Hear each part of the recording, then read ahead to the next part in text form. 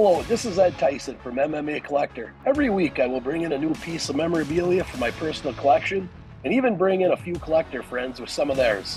Our goal is to raise awareness of MMA memorabilia collecting and discuss the historical people and fights that made this sport what it is today. Join me now while we take a stroll down memorabilia lane. It was not long after the first UFCs that the show started experimenting with more regulations. By UFC 12, they had shortened the tournaments to 4 men, 2 fights in a night, and added weight classes. Today we have on display Jerry Bohlander's medal that he won in UFC 12. This marked one of the first events that they had weight classes, and they dropped the tournament from 8 men to 4 men in this point. You know, looking to trim the format a little bit. Yeah, they did. Jerry had fought every weight class an event before and faced some pretty heavy hitters, so it was actually a little bit easier fighting people his own weight class, which he went through it pretty quickly. Yeah, for sure. If I remember, it was under 200 pounds. It was considered a lightweight tournament. This is, circa 1997. And, he goes in as one of the favorites. They were trying to set up a match with him and, Takahashi or him and Ishmael in the finals. It didn't work out for him. And Jerry kind of wound up with an easy night's worth of work. He did. For victory, Jerry Bohlander was given a medal similar to an Olympic gold medal. It was hung around his neck in the post-fight interview area by UFC founder Art Davie himself. Cool thing about this medal, too, is this traveled around with the Octagon Nation tour. It was a traveling museum that the UFC had sponsored right around the 2011 range. And it's still in the case from that, on loan from Jeremy, who was the original collector you got it from. Is that correct? Yes, I bought this from Jeremy, and he had loaned it to the UFC. And a couple of other items as well.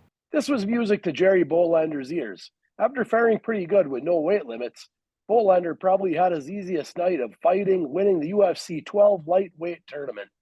This has been around a little bit in the museum and stuff, and it's still pretty carefully packaged. What do you think? How many of these are out there? I have a couple different ones. I have the heavyweight medal also, but there's a few of them out there, but I'm not real sure on that. So I don't think there was too many awarded, but there might be a few out there. It was February 7th, 1997, when Bohlander took less than 2 minutes total to dispatch Don Fry student Rainy Martinez and Nick Sanzo. Sanzo won his alternate fight and was sent into the finals when Yoshiki Takahashi could not continue after winning a unanimous decision over Walid Ishmael. Yeah, by the time you get into UFC 15 and later on, I remember Mark Kerr had a medal as well, but they cut off these medals very shortly after that. So they did. These are very unique pieces here, one for 4-man tournaments in the UFC, and this is the very first one, UFC 12, Jerry Bohlander. Vitor Belfort also has the medal. I think there are only 3 that I can think of, but there may be more. And there you go. And Jerry out in California, Jeremy Kubal out in California, so probably that's the early connection getting us this piece here, but definitely a museum-worthy piece. Also hints at the altering of the rules and the changing and updating of the rules back then as it was happening in progress. So yeah. Yes, Jerry Bohlander took the medal home for the tournament win at UFC 12. And with less than 2 minutes in the octagon, it was a short night of fights for the young Californian.